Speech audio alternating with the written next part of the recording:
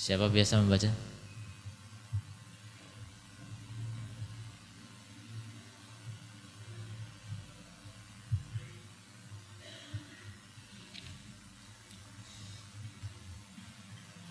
Faslun.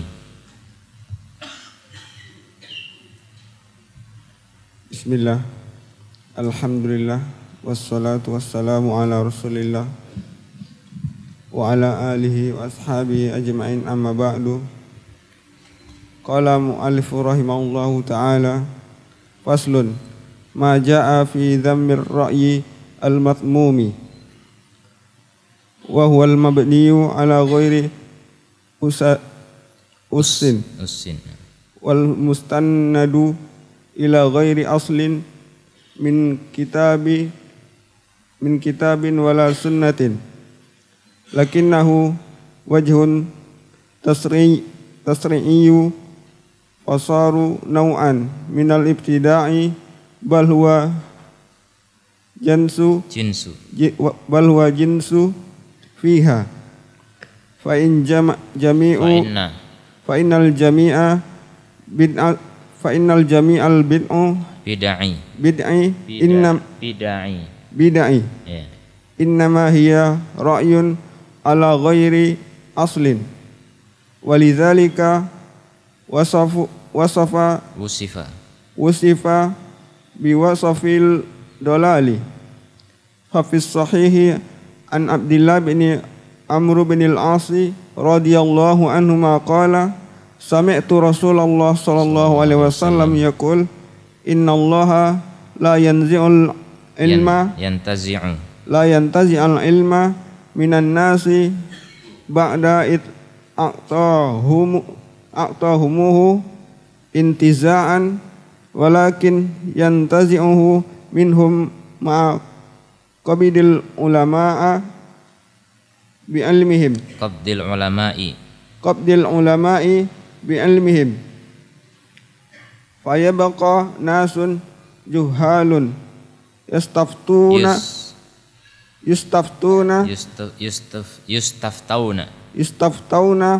wa yuftun bi ra'yihim fayadilluna wa yudilluna. Naam, barakallahu fiik.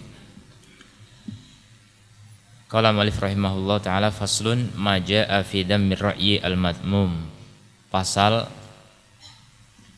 itu biasanya di dalam bab ya. Pasal itu artinya pemisah ya, atau ruang. Jadi bab itu pintu. Kitab ini ibaratnya rumah, ada pintu-pintu di dalamnya. Nanti di dalam pintu ada sekat-sekat lagi. Nah, pasal itu sekat-sekat di dalam ruang-ruang itu. Itu pasal. Pasal ini adalah ma jaa'a fi dhammir ra'yi al-madmum.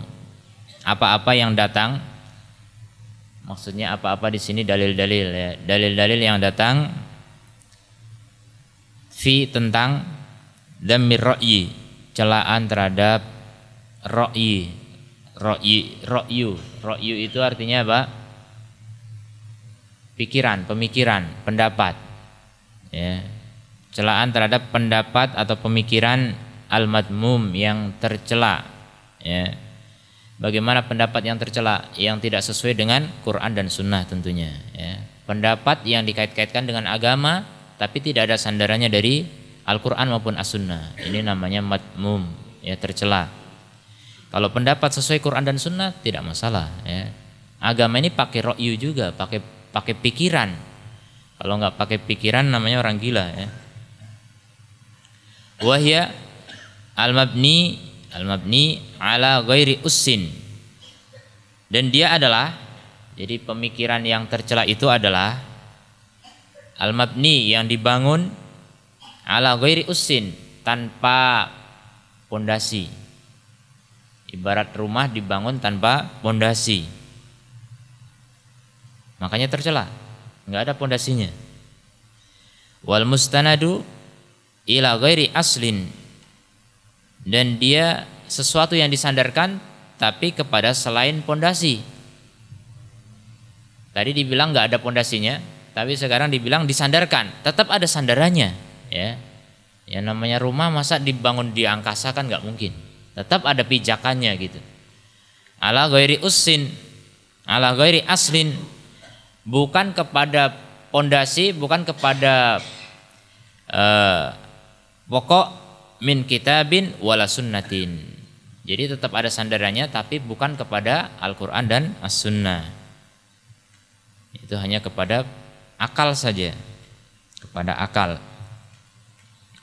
Lakinnahu wajhun tasyri'i, namun dia termasuk satu sisi dari pensyariatan.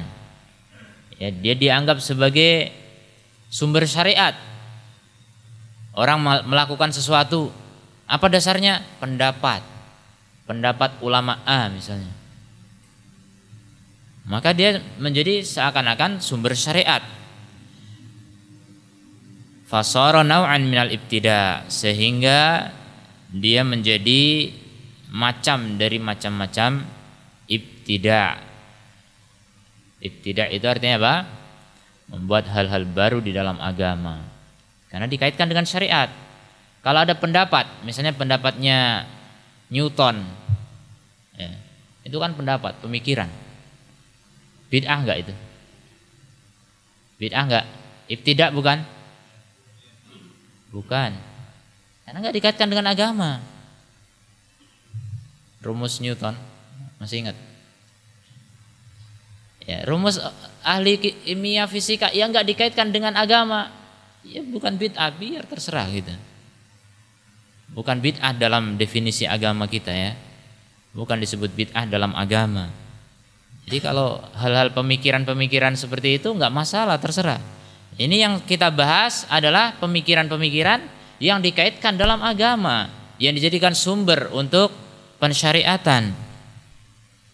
Bal huwal jinsu fiha, bahkan dia adalah jenis darinya, jenis dari kebid'ahan itu. Kalau nau' itu macam, jenis itu lebih dekat lagi. Macam itu bagian dari jenis. Begitu. Yang ini enggak cuma macam, bahkan jenis, lebih ini lagi, lebih besar lagi. Fa inna jami'al bid'ah, bid'ah itu jamak dari bid'ah. Jadi bacanya bid'ah. Bukan disukun dalnya, tapi di fathah. Karena sungguhnya segenap bid'ah innama hiya ra'yun ala ghairi aslin. Tidak lain dia hanyalah pendapat. Semua bid'ah adalah pendapat manusia, ya. Pendapat manusia yang tidak dibangun di atas pondasi Al-Quran dan As-Sunnah. Ya. Kalau pendapat masih berdasar Al-Quran dan Sunnah tidak disebut bid'ah. Ya. Para ulama sampai hari ini, bahkan nanti ke depan akan mengeluarkan banyak pendapat yang dulu pendapat itu belum ada. Ya, dulu pendapat itu belum ada. Contoh ya, ada nggak pendapat dari sahabat tentang hukum MLM? Ada nggak? Nggak ada. Dulu nggak ada MLM masalahnya. Ya. Ada nggak hukum tentang bayi tabung? Nggak ada. Dulu nggak ada bayi tabung. Jadi keluarlah pendapat sekarang, pendapat baru. Tapi dari mana pendapat itu? Dari Al-Quran dan As-Sunnah, maka tidak disebut bid'ah. Ya, jadi tidak semua pendapat manusia itu tercela. Yang tercela ini berdasarkan judul ini adalah yang tidak ada sandarannya dari Al-Quran dan As-Sunnah. Kalau ada tidak masalah. Walidzalika usifa biwasfid dolal. Oleh karena itu disifati dengan sifat kesesatan ketika pendapat tidak dibangun di atas pondasi Al-Quran dan As-Sunnah. Fafis sahih, di dalam As-Sahih, yaitu Sahih Bukhari dan Muslim, dari Abdullah bin Amr bin Al-As radhiyallahu anhuma, beliau berkata, sami'tu Rasulullah sallallahu alaihi wasallam yaqul, aku mendengar Rasulullah sallallahu alaihi wasallam bersabda, Innallaha, sungguhnya Allah, la yantazi'ul ilma, tidak mencabut ilmu, minan nasi, dari manusia, ba'da'id a'tahumuhu, setelah Allah memberikan kepada mereka ilmu tersebut, ilmu agama. Intiza'an, dengan sekali cabut, tidak. Allah enggak nyabut ilmu diangkat langsung, tidak. Ya. Tapi dicabut pelan-pelan dengan apa? Walakin yantazi'uhu, akan tetapi Allah mencabutnya minhum, dari manusia, ma'aqabdil ulama, bersama dengan pencabutan nyawa ulama. Bi'ilmi,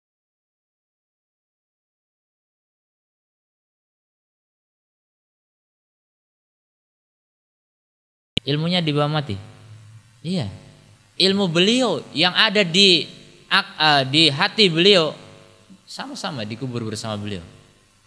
Yang tersisa itu tinggal kitab sama ilmu yang diwariskan pada murid-muridnya. Dan ini tentunya berbeda dengan asli yang dimiliki oleh beliau. Makanya sangat disayangkan ya kalau ada orang alim enggak mengajar. Itu ilmunya betul-betul terkubur. Enggak punya murid, enggak punya karya tulis. Masya Allah, sayang sekali. Makanya kita melihat para ustadz, para ulama rajin menulis karya tulis, itu diantaranya untuk mewariskan ilmunya. Kalau mati masih diambil ilmunya, masih bermanfaat bagi umat. Masya Allah, luar biasa.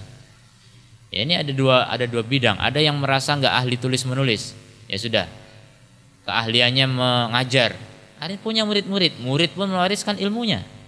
Ini diantara amal yang tidak terputus walaupun pemiliknya sudah meninggal.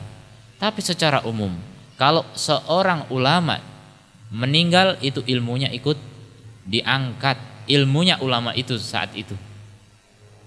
Yang tersisa pada muridnya tentu berbeda, ya, tentu berbeda. Maka begitu cara Allah mengangkat ilmu. Makanya musibah yang sangat besar itu ketika ulama meninggal. Musibah besar. Umat itu seperti kehilangan seperti kambing kehilangan penggembala gitu.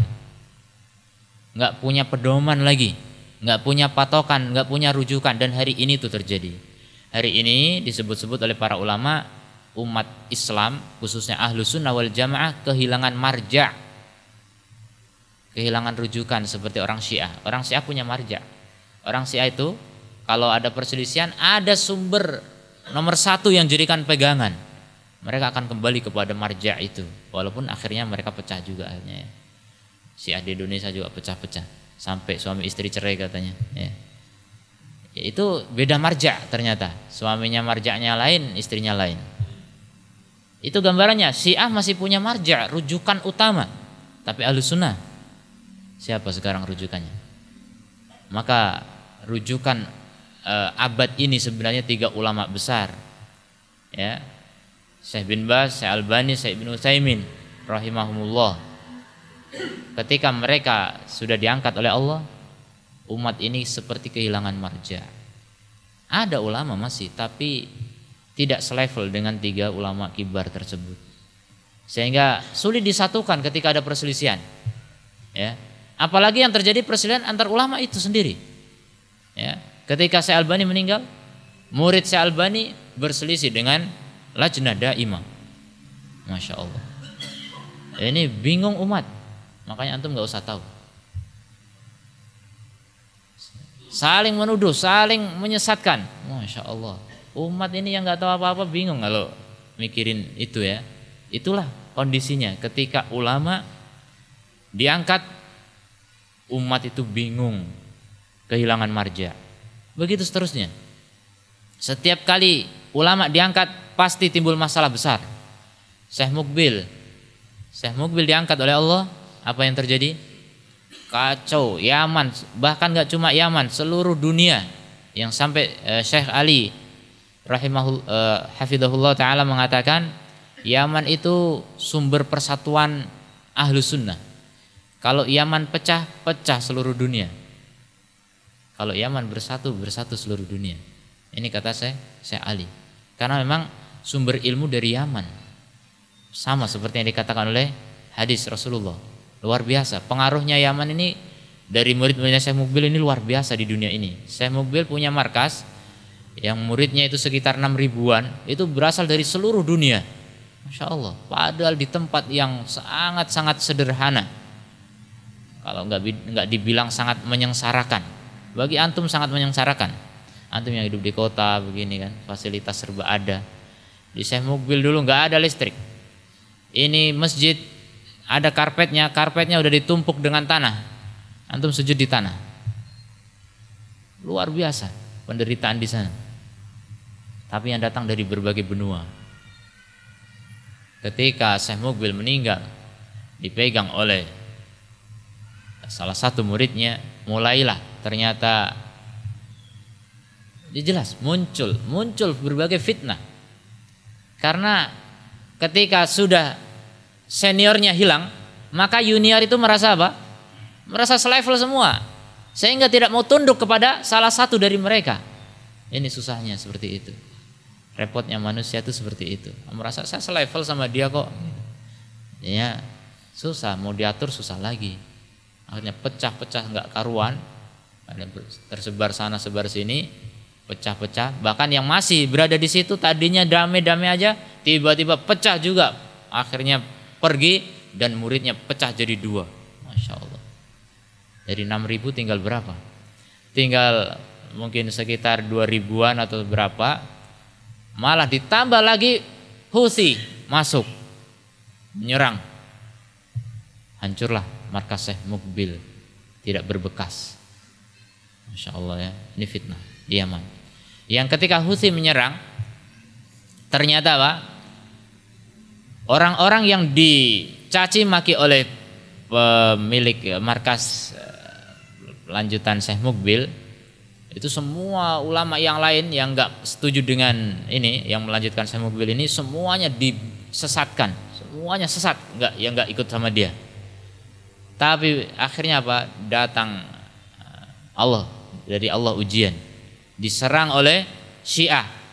Ketika diserang oleh Syiah, mereka yang dicaci maki semuanya menolong, semuanya membantu. Itu hebatnya ahlu sunnah itu seperti itu ya. Walaupun habis dicaci maki kayak apa, enggak, tetap aja kalau diserang sama ahlu bid'ah, ahlu sunnah tetap bersatu. Ini hebatnya. Sampai Syekh Ali mengatakan, ini serangan Syiah ini menggambarkan persatuan dunia. Ketika ulama-ulama Yaman itu bersatu menghadapi Syiah, maka dunia pun seharusnya bersatu. Tapi ternyata belum juga. Ya, dampak persatuan itu belum sampai ke Indonesia. Ini hikmah sebenarnya, hikmah besar ketika Yaman bersatu, para ulamanya bersatu. Sudah diserang Syiah, semua ulama sunnah yang tadinya saling serang bersatu. Tapi ternyata dampaknya tidak sampai ke Indonesia. Indonesia tetap pecah belah, enggak karuan ya. Seperti perabot rumah tangga, barang pecah belah.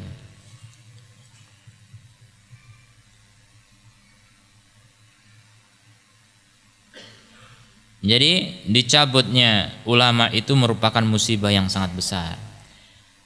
Dan musibah terbesar kalau dicabut seorang ulama, seorang alim dari ulama itu dicabut, itu sudah musibah besar. Maka musibah terbesar apa kalau begitu? Musibah terbesar apa? Dicabutnya ulamanya ulama. Siapa?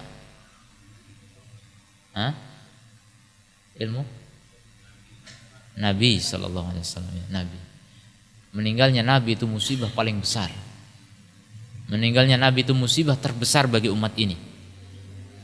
Dulu ketika Nabi masih ada permasalahan apapun di umat, di kalangan sahabat, solusinya datang dari langit. Ya. Makanya kadang sahabat mengatakan, Jabir bin Abdillah mengatakan begini, kunna na'zil wal Qur'anu yanzil. Kita melakukan azl dan Quran masih turun. Tahu azl kan? Tahu enggak? Ada yang tahu atau enggak? Lebih banyak yang tahu atau lebih banyak yang enggak? Mana yang menang? Apa azl? Ya. Coitus interruptus. Ya. Terputus. Jadi mengeluarkan sperma di luar rahim. Itu azl namanya. Biar apa? Biar tidak hamil. Dulu KB tradisional zaman Nabi. Para sahabat pun khawatir punya anak beruntun gitu kan. Baru lahiran tiba-tiba hamil lagi. Mereka juga menghindari itu. Mereka melakukan KB yang mudah, yaitu apa? Azl itu tadi. Dikeluarkan sperma di luar rahim. Maka apa? Kata Jabir, kami melakukan azl itu dan Quran masih turun. Apa maksudnya? Kok dikaitkan dengan Quran masih turun tuh kenapa? Kenapa? Karena kalau memang itu nggak boleh, Allah pasti tegur. Quran masih turun. Pasti akan sampaikan kepada Rasulullah, entah diturunkan di ayat atau di hadis. Kan hadis juga wahyu, ya kan? Allah tahu. Seandainya Rasul nggak tahu, Allah tahu. Mana ada Allah nggak tahu? Ya? Tahu semua yang terjadi, Allah tahu. Ternyata tidak ada teguran dari Allah, berarti azl itu hukumnya boleh. Begitu, ya. Sahabat berdalil dengan masih di masa wahyu. Ini adalah kenikmatan besar. Orang hidup di zaman wahyu. Apapun kekeliruan yang terjadi pasti Allah tegur. Sampai setingkat Nabi pun begitu, ya. Akhad nabil yamin, aku cengkeram dengan tangan kanan, kata Allah. Seandainya Nabi melakukan kesalahan, Allah tegur langsung. Dan terjadi memang ketika ada seorang buta menghadap kepada Nabi meminta ilmu, bertanya tentang ilmu. Tapi Rasulullah lebih melayani pembesar-pembesar dari Quraisy. Ya. Orang buta ini diacuhkan, tidak dihiraukan oleh Rasulullah. Lebih menanggapi pembesar-pembesar Quraisy karena Rasulullah sangat berharap nih kalau pembesar ini masuk Islam, banyak orang masuk Islam. Orang buta dicuekin. Ditegur enggak oleh Allah? Ditegur. Abasa wa tawalla. Ya. Kenapa cemberut dan bermasam muka? Dan berpaling. Kenapa cemberut dan berpaling? Ditegur oleh Allah. Ini Nabi SAW ditegur. Jadi ketika Nabi masih hidup, itu agama ini Masya Allah dijaga oleh Allah langsung. Setiap kekeliruan pasti Allah tegur langsung. Tapi begitu Nabi meninggal, inilah musibah terbesar. Seperti umat Islam itu digambarkan oleh para ulama seperti kambing yang kehilangan penggembalanya, sementara serigala berada di sekitarnya. Masya Allah. Makin hari makin parah itu. Kambingnya makin dikit, serigalanya makin banyak. Bahkan serigalanya hebat sekali, berbulu domba. Masya Allah. Ini kondisi kita sekarang. Kita sampai nggak bisa membedakan mana kambing mana serigala nih. Ya, karena serigalanya pakai bulu kambing juga, pakai bulu domba. Masya Allah. Sekarang kita lihat orang-orang yang mereka benci kepada sunnah Rasul, mereka berpakaian Islam. Namanya pun Abdullah, ya, pakai nama-nama Islami. Gimana orang nggak tertipu? Kalau yang ngomong tentang jeleknya Islam itu Rudolf atau Mikael atau apa gitu, nama-nama kafir, itu orang nggak dengar. Itu orang kafir yang ngomong jeleknya Islam, wajar. Sekarang yang jelek-jelekin sunnah, orang yang namanya Abdullah gimana? Namanya Muhammad lagi. Masya Allah. Orang-orang yang bernama Islam, saya nggak, kaum muslimin susah untuk menolak. Itu serigala berburu domba, kaum munafikin. Jadi Islam terjaga betul ketika Rasulullah masih hidup. Begitu Rasulullah meninggal, Masya Allah, para sahabat sedihnya luar biasa. Yang kalau mereka ingat masa kenabian, mereka menangis. Ya, dulu Ibnu Abbas melewati masjid dan ternyata di masjid orang sedang pada menangis. Kenapa kalian menangis?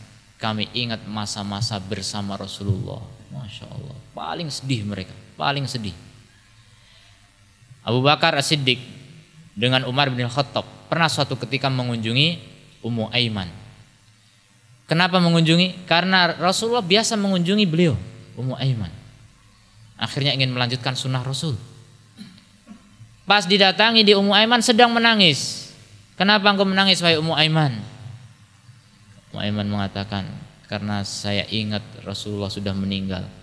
Kata Abu Bakar, enggak usah ditangisi, itu kan sudah takdir. Bagus kan nasihatnya? Iya begitu harusnya menasihati. Takziah ini namanya menghibur. Takziah itu menghibur.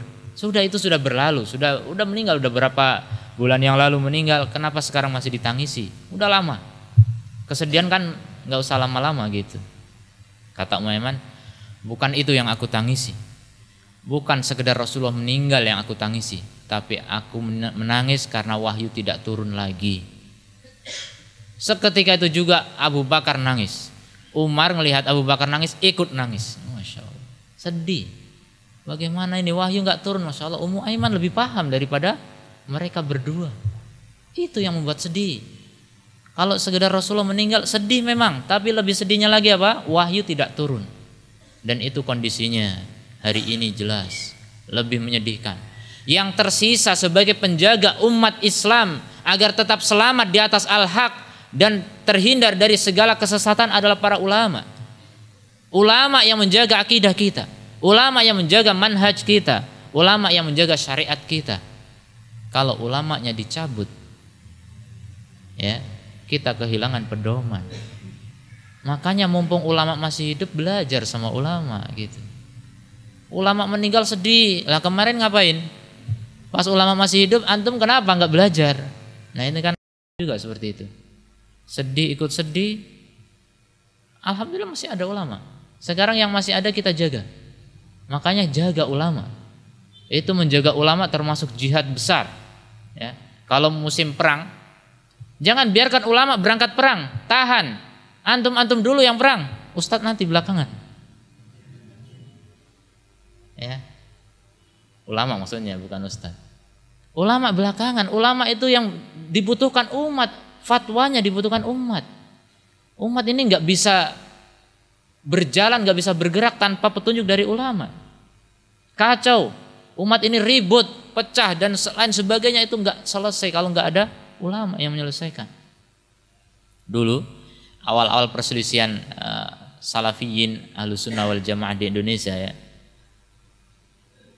didatangkan seorang alim dari kalangan ulama kibar, diakui keilmuannya, diakui oleh kedua belah pihak untuk mendamaikan dua belah pihak yang bertikai di Indonesia awal dulu.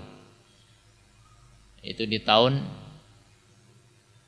92. Antum sudah lahir kan? Sudah kenal sunnah? 92 datangkan Syekh Ali.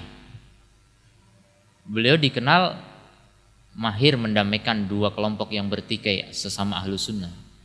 Sudah mendamaikan kelompok di Kuwait dan beberapa tempat yang lain.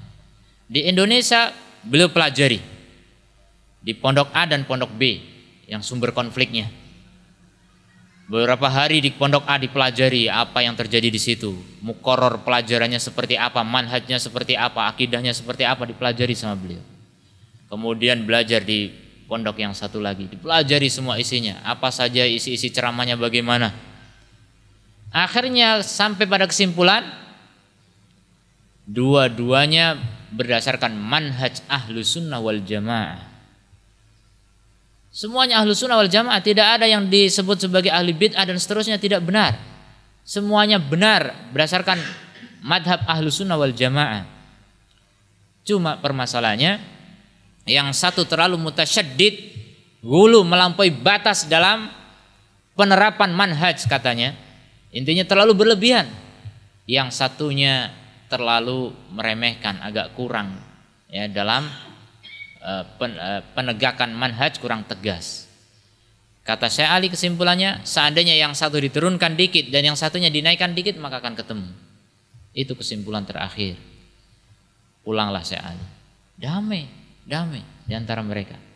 Tapi ternyata tidak juga.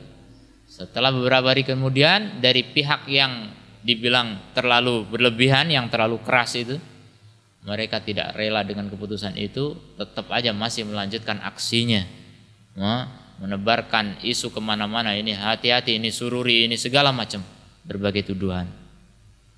Ya. Sementara ustadz yang di sini masih memegang fatwa Syekh Ali sebagai ulama, yang pihak satunya tidak mau pegang itu. Itulah susahnya kaum muslimin. Dengan dalih kami yang di Indonesia lebih paham permasalahan Indonesia. Biar ulama berfatwa di tempatnya saja sendiri masing-masing. Masya Allah. Sudah memposisikan sebagai ulama. Coba dengar saja ulama, dengar orang alim. Karena bagaimanapun juga keilmuannya itu jauh, ya, nggak bisa disejajarkan. Ini gambaran bagaimana kalau ulama itu hilang, diangkat oleh Allah. Fayabqan nasun, maka yang tersisa adalah manusia juhalun, yang bodoh-bodoh. Akhirnya yustaftauna, mereka diminta fatwa. Fayuftun, mereka berfatwa biro'yihim, dengan apa? Dengan kepala mereka. Orang jahil mau fatwa pakai apa? Jahil itu fatwanya itu pakai perasaan, pakai pikiran saja, nggak punya dalil, ya, nggak berdasarkan Quran dan Sunnah. Kalau berdasarkan Quran dan Sunnah bukan jahil namanya, ya. Maka fayadilluna wa yudillun, mereka tersesat dan mereka menyesatkan. Inilah musibah hari ini. Betapa banyaknya yang seperti ini. Betapa banyaknya orang jahil yang dimintai fatwa hari ini. Orang jahil diminta fatwa hari ini banyak sekali, ya. Seorang artis baru taubat, belum ngaji, belum dikenal di pesantren, belum ngapal Quran, belum apa-apa, sekarang sudah tampil sebagai mufti. Diundang ceramah di mana-mana. Mungkin awalnya ceramah bagaimana mengenal hidayah, cerita. Akhirnya namanya manusia nggak tahu menahu ustadz hukumnya ini apa. Jadi ustadz tiba-tiba cepat sekali jadi ustadz. Sementara ustadz kibar yang sudah membina murid panjang lama, sudah mahir Quran, mahir sunnah, nggak pernah dipanggil ustadz. Ya, ini musibah, musibah akhir zaman. Ya, kita bersyukur ada artis masuk Islam, masuk sunnah, ya. Kemudian mereka bisa memberikan motivasi kepada ahli maksiat untuk taubat kembali kepada Islam dan sunnah. Tapi kalau sampai ke tingkat berfatwa tanpa ilmu, ini sangat berbahaya. Ulama mewanti-wanti sejak dulu dalam karya-karya mereka tentang tasaddur qabla ta'ahul, tampil sebelum ahli. Dan ini penyakit penuntut ilmu yang sangat berbahaya. Makanya bersabar dulu. Kalau masih belum menguasai, jangan tampil dulu. Kalau masih ada orang yang lebih alim, serahkan kepada orang yang lebih alim dulu. Jangan kecil-kecil merasa sudah ahli bicara dan sebagainya. Gurunya ini kalau ngomong kayaknya susah dipahami, udahlah saya aja yang tampil. Ini Masya Allah bahaya. Sebenarnya ustadz kibar mungkin tidak diberikan oleh Allah kemampuan bicara yang indah gitu. Tapi ada yang anak muda, muridnya dulu, bahkan muridnya lagi. Jadi cucu murid, bukan anak murid, cucu murid. Tiba-tiba tampil, bahkan berani menjatuhkan mbah gurunya. Masya Allah. Bukan bapak gurunya lagi, mbah gurunya dijatuhkan. Ini terjadi, ya. Dai-dai karbitan, Masya Allah. Cepat tampil sebelum waktunya. Serahkan kepada yang senior, karena al-hikmah, al-barokah itu ma'al akabir, ya, berkah itu bersama para senior kita, senior dalam ilmu, senior dalam umur. Mereka lebih membawa keberkahan dibandingkan anak-anak muda yang banyak masih terinspirasi oleh emosi. Lanjut. Siapa lagi? Wa qad ikhtalafa al-ulama'u fi ra'yil maqsudi.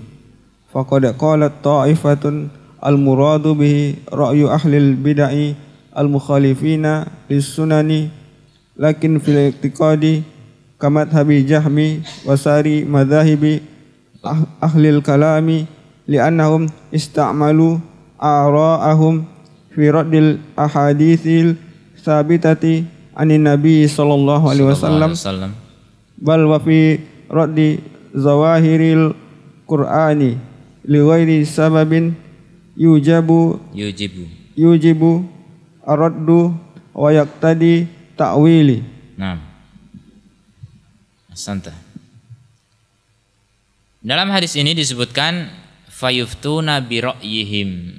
Mereka berfatwa dengan ra'yunya, dengan pemikirannya, pemikiran yang tidak bersandar kepada pondasi Al-Qur'an dan As-Sunnah. Namun ulama berbeda pendapat. Ulama berbeda pendapat fi ra'yil maksud, tentang ra'yu yang dimaksud dalam hadis ini.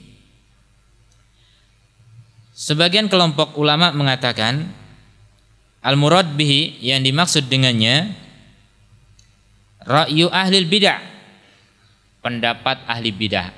Ya, pendapat ahli bid'ah itu semuanya dibangun di atas pendapat semata gitu, bukan di atas Al-Qur'an dan As-Sunnah. Al-mukhalifina lis-sunan, yang mereka menyelisihi sunan itu jamak dari sunnah. Sunan itu artinya ajaran-ajaran Rasulullah sallallahu alaihi wasallam. Jadi di sini disifati ya, ra'yu ahlul bidah, pendapat ahli bidah yang menyelisihi sunan. Menurut antum, pendapat ahli bidah itu ada enggak yang enggak menyelisih sunan? Ada enggak? Kita mau memahami nih, yang menyelisih sunan ini sifat kasyifah atau sifat muqayyadah? Pernah dengar enggak? Apa sifat kasyifah? Belum. Contoh yang lain misalnya dalam ayat Allah menyatakan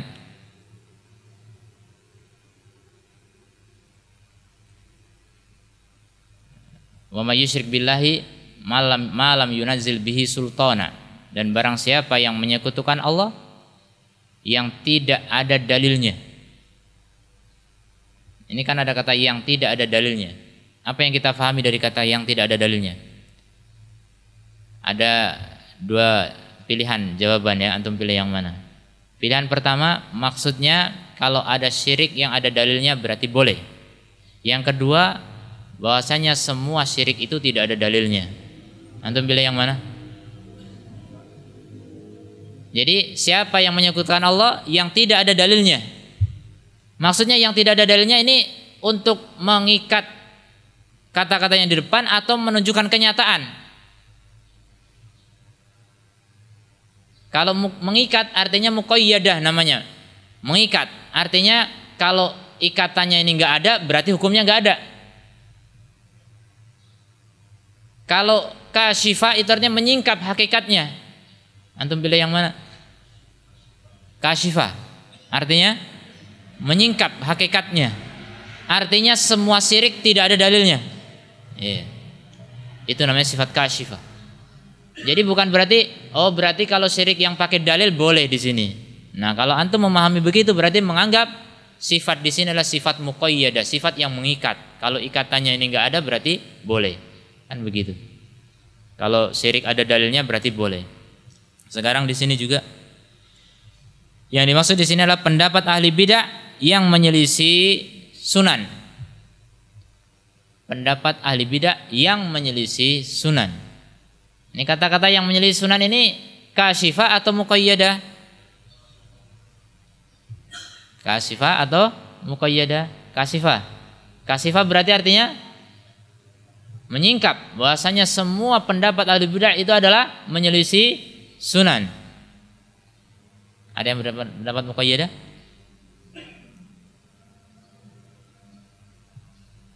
Antum yakin kalau ahli bidah ngomong itu pasti menyelisih sunan?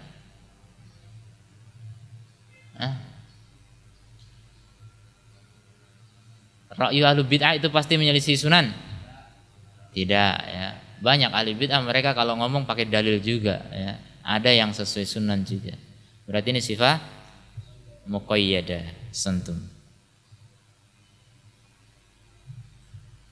Kalau menyifati bid'ahnya mungkin ya, bid'ah yang menyelisih sunan itu pasti, tapi kalau menyifati ra'yu ini belum tentu.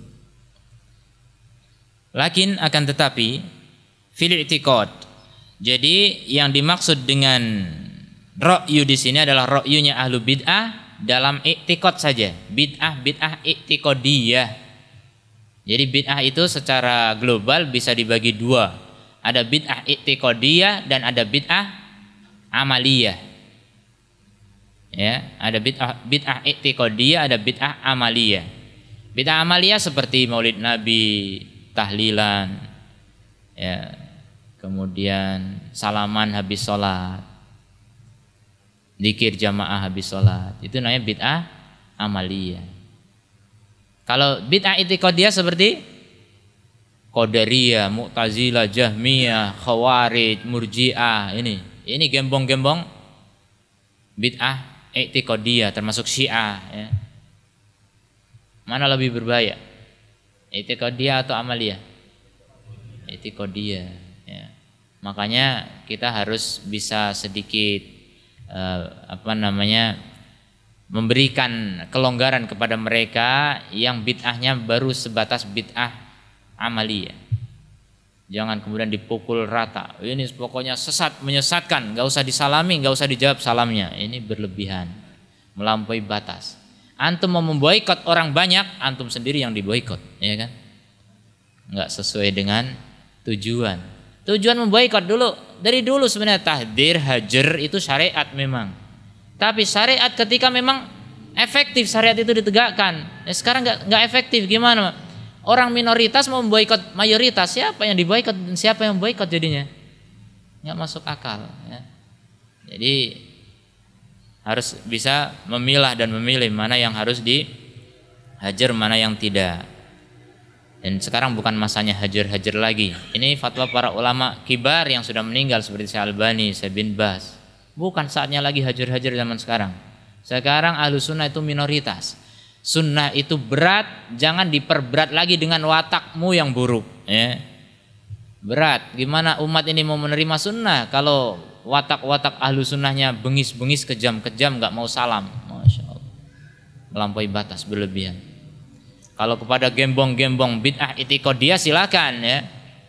Mereka orang yang mengajarkan liberal gitu-gitu. Nah itu boleh, itu harus keras kepada mereka. Antum jangan salam sama liberal. Ya, mereka itu pemikirannya sangat merusak Islam, menghancurkan Islam, jelas menentang Quran dan Sunnah langsung. Kalau orang-orang yang cuma habis sholat pengen salaman, ya sudah, nggak apa-apa, salaman aja, ya. Kalau bisa menasihati lebih baik. Tapi kalau antum belum pernah nasihati, cuma tiba-tiba ditolak salamannya, ini kan kasihan. Mereka nggak tahu apa-apa. Cuma nanti kesimpulannya, Pak, oh, orang jenggotan ini nggak mau salaman. Masya Allah. Kesimpulannya salah, ya. Bukan nggak mau salaman, harus dijelaskan memang, gitu kan.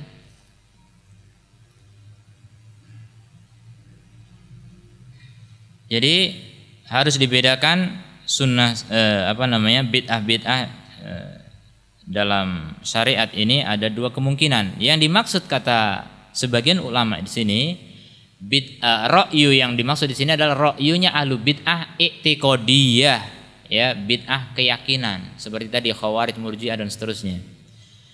Kamadhabi Jahm, seperti madhabnya Jahm, yaitu Jahmiyah, Jahm bin Safwan. Wasairi madahibi ahlil kalam, dan seluruh madhab-madhab ahlul kalam. Siapa sebutkan madhab ahlul kalam? Siapa aja yang termasuk ahlul kalam? Asy'ariyah, Maturidiyah, Kulabiyah, Salimiyah, Mu'tazilah pun bisa masuk. Ya, Jahmiyah juga, ya, itu gembongnya. Yang lebih gembong lagi Gulatul Jahmiyah, Jahmiyah ekstrim. Ini penting, ini dipelajari ini, ya.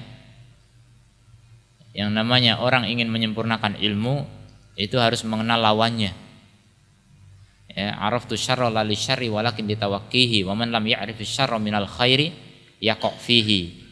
Aku mengetahui yang buruk, ya, bukan untuk aku lakukan, tetapi untuk menghindari. Barang siapa yang tidak mengetahui yang buruk di antara yang baik, maka akan terjerumus ke dalamnya.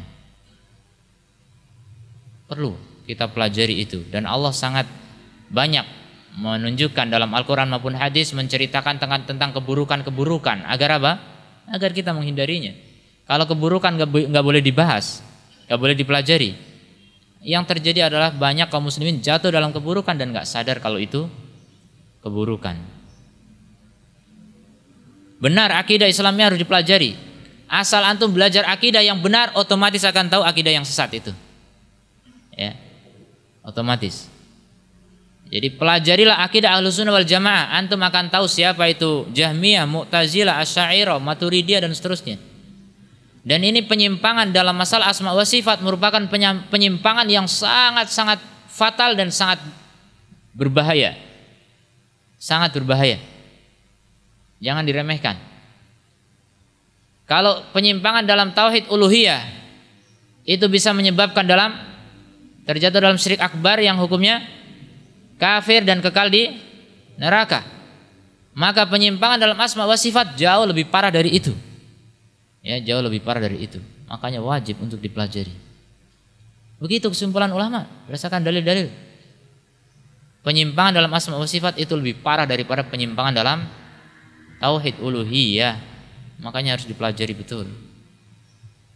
Ya, sekarang bukan makomnya ya, bukan waktunya lagi. Antum pelajari di waktu-waktu lain bersama guru-guru yang lain. Silakan di dalam kitab-kitab seperti Aqidah Al-Wasithiyah atau banyak ya, Tadmuriyah, Hamawiyah, Safariniyah, Tohawiyah. Itu kitab-kitab yang dengan itu kita akhirnya bisa memiliki pegangan yang jelas dalam beragama. Itu yang kalau antum menguasai itu, antum baru bisa yakin, oh begini toh Ahlussunnah wal Jamaah. Jadi sebelum antum paham kitab-kitab tersebut, belum bisa kita memastikan sebenarnya Ahlussunnah itu kayak apa sih. Masih bingung. Banyak orang masih bingung. Yang lebih aneh lagi, orang-orang yang mengikuti mereka yang gaya-gaya keras ya, salafi keras. Mereka sering menuding lawan mainnya sebagai salafi yang nggak tahu manhaj, ya, nggak tahu manhaj. Dari gurunya mengatakan begitu, muridnya pun ikut menyambung.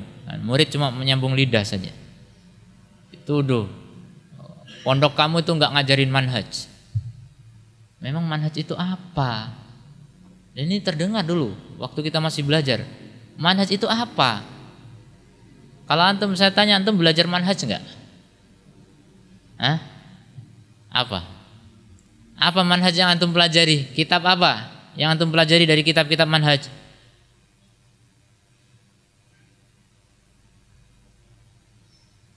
Firqatun Najiyah. Ketahuilah bahwasanya kitab yang tadi saya sebutkan tadi itu semuanya kitab manhaj. Ya. Dan pondok Ahlussunnah Salafiyah itu semuanya yang menisbahkan kepada sunnah mempelajari kitab-kitab itu. Kok dikatakan tidak mempelajari manhaj, gimana? Manhaj itu apa? Ya. Akidah hakikat dari manhaj. Itulah yang membedakan antara ahlu sunnah dengan ahlu bid'ah. Itu yang membedakan. Jadi harus dipelajari. Kita sudah lama ngaji tapi tidak mengenal manhaj ahlu sunnah wal jamaah, ini masih ketinggalan banyak. Berarti harus pelajari itu kitab-kitab seperti itu.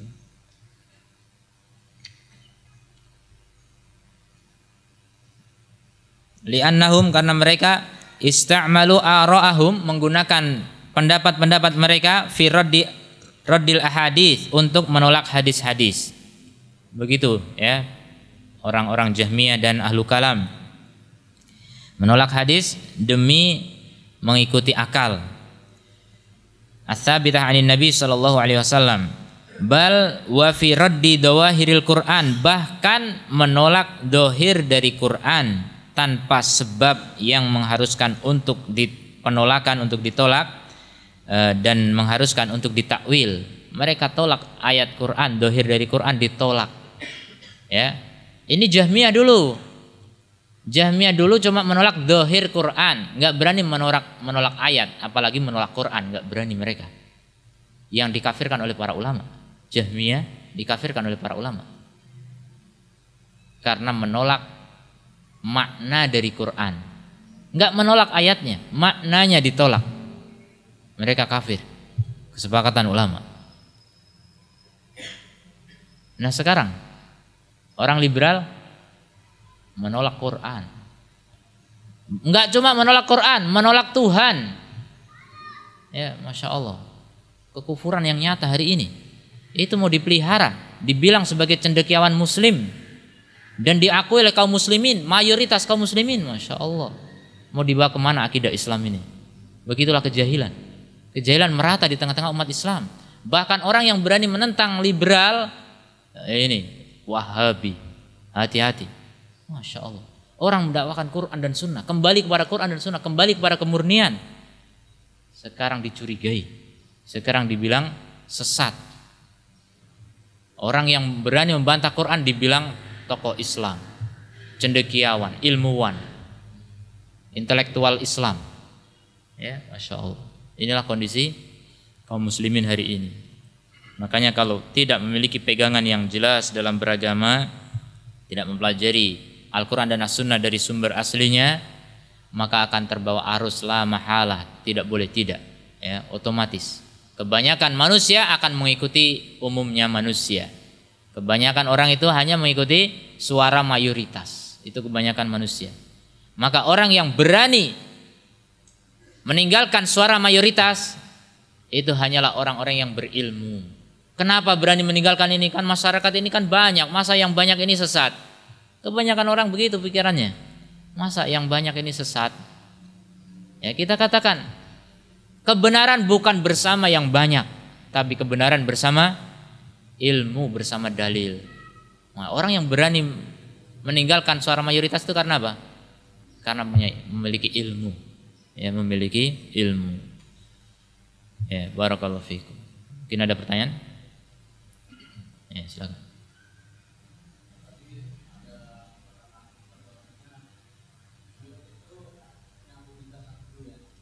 Biasanya.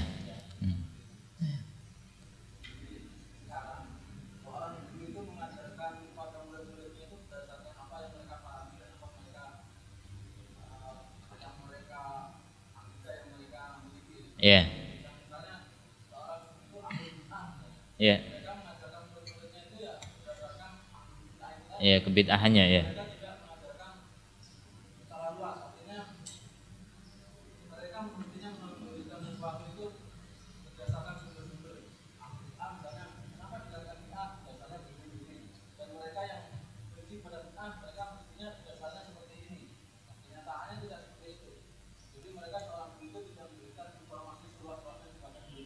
Ya.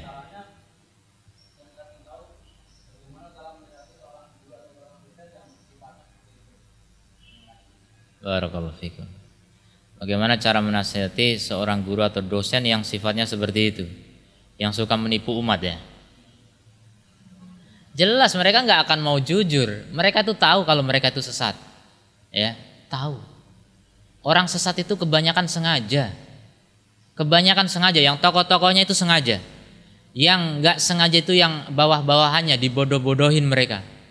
Ini ulama kok, gitu. Dikiranya kalau ulama sudah punya menyandang gelar profesor, doktor itu pasti selamat. Orang awam begitu pikirannya. Mereka dibodohi, ditipu. Tapi yang di atas ini sengaja mereka sesat. Sengaja mereka tahu itu. Sengaja Quran sengaja ditolak coba. Kalau Quran berani dilecehkan, melecehkan Quran apa lagi itu? Mau disebut mukmin bagaimana? Mukmin kok menolak Quran? Terus sandarannya apa kalau Quran ditolak? Kemudian lebih hebat pikirannya daripada Quran? Masya Allah, ini sudah nggak masuk akal. Dan itu sebenarnya sadar kalau dia itu salah, itu sadar sekali itu dengan ucapannya. Maka mengobati orang yang sadar itu lebih susah daripada mengobati orang yang nggak sadar. Orang yang sadar untuk menyimpang itu lebih susah diselamatkan. Kalau orang yang nggak sadar, namanya orang nggak tahu. Orang nggak tahu itu gampang, wajar, itu jahlun basit namanya. Bodoh sederhana. Bodoh sederhana cukup dikasih ilmu, oh gitu ya. Oh ya udahlah, kalau gitu saya ikuti. Gampang. Tapi kalau orang yang sengaja udah tahu menyimpang, dia ngotot dalam penyimpangannya, ini susah mau diluruskan. Ini namanya jahil murakkab. Udah bodoh nggak mau menyadari bahasanya itu bodoh. Dia mengaku pinter, padahal bodoh. Setiap perkara yang menyimpang dari Quran dan Sunnah adalah kebodohan, kejahilan. Tapi dia mengaku pinter. Ya repot kan? Orang ngaku pinter mau digurui susah. Gimana caranya menasihati mereka? Saya juga nggak tahu gimana caranya. Itu yang menasihati mereka harus yang menurut mereka adalah levelnya di atasnya gitu. Syekh besar gitu, baru mungkin mereka dengar gitu. Kalau muridnya, mahasiswanya mana mau didengar? Mahasiswa kemarin sore mau nasihati guru. Susah. Ya. Paling-paling usaha kita didoakan saja. Doakan kebaikan. Ya, siapa tahu antum dengan keikhlasannya, ya Allah, dosen saya ini berilah hidayah ya Allah. Mudah-mudahan kalau engkau beri hidayah dia bisa menyadarkan seluruh mahasiswa di universitas ini. Oh, Masya Allah, luar biasa itu doa. Paling-paling begitu. Kalau untuk adu argumen ke dia itu orang ngeyel, itu sudah orang ngeyel. Orang nggak peduli dengan apa yang diucapkan. Quran aja dibantah apalagi antum. Gimana? Susah ngomong dengan orang mereka itu susah dari dulu. Makanya diantara prinsip Ahlussunnah wal Jamaah nggak mau berdebat dengan ahlu bid'ah. Itu prinsip Ahlussunnah wal Jamaah. Nggak mau berdebat dengan ahlu bid'ah. Kalau ahlu bid'ah yang bertanya ingin tahu dijawab. Tapi kalau ahlu bid'ah datang untuk menyalahkan sunnah, nggak usah ditanggapi. Mereka mau ngeyel saja. Ya. Orang ngeyel itu percuma. Kecuali kalau kita memang memiliki hujah yang kuat yang bisa menundukkan dia, silahkan.